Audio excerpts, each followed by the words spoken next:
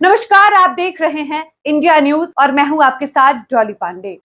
बांग्लादेश की निर्वासित लेखिका तस्लीमा नसरीन बोली, जब तक इस्लाम है आतंकवाद बना रहेगा।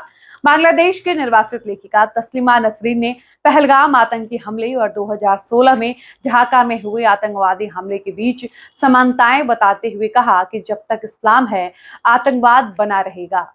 तस्लीमा नसरीन की यह टिप्पणी पहलगाम हमले की पृष्ठभूमि में आई है। दिल्ली साहित्य महोत्सव में लज्जा लेखिका तस्लीमा नसरीन ने कहा कि इस्लाम 1400 वर्षों से विकसित नहीं हुआ। जब तक ऐसा नहीं होता तब तक यह आतंकवादियों को जन्म देता रहेगा। 2016 के ढाका हमले में मुसलमानों को इसलिए मार दिया गया क्योंकि वे कलमा नहीं पढ़ पाए थे। जब आस्था को तर्क और मानवता पर हावी होने दिया जाता है तो यही होता है।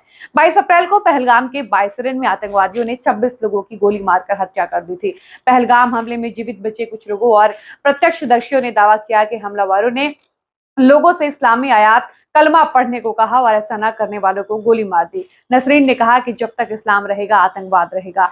यूरोप में चर्च संग्रहालयों में बदल गए हैं, लेकिन मुसलमान हर जगह मस्जिद बनाने में व्यस्त है। हजारों मस्जिदें हैं, लेकिन वो और भी मस्जिद बनाना चाहते हैं। वे जिहादी पैदा करते हैं। मदरसा नहीं होने चाहिए।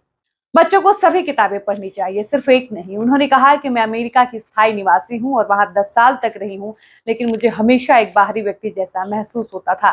कोलकाता आने के बाद ही मुझे घर जैसा महसूस हुआ। पश्चिम बंगाल से निकाले जाने के बाद मुझे दिल्ली में दूसरा घर मिला। इस देश ने मुझे वह अपनापन दिया है जो मेरा अपना देश नहीं दे सका। मुझे भारत से प्यार है, यह घर जैसा लगता है। बांग्लादेश की स्थिति पर दुख जताते हुए उन्होंने कहा कि उनके देश में महिलाएं सभी बुनियादी अधिकारों से वंचित हैं और समान नागरिक संहिता की वकालत की। उन्होंने कहा हर सभ्य देश में समान नागरिक संहिता होनी चाहिए। भारत में भी मैं इसका समर्थन करती हूँ। इस्लामी आका कुरान के अनुसार अधिकार चाहते हैं। अधिकार कभी भी धार्मिक नहीं होने चाहिए।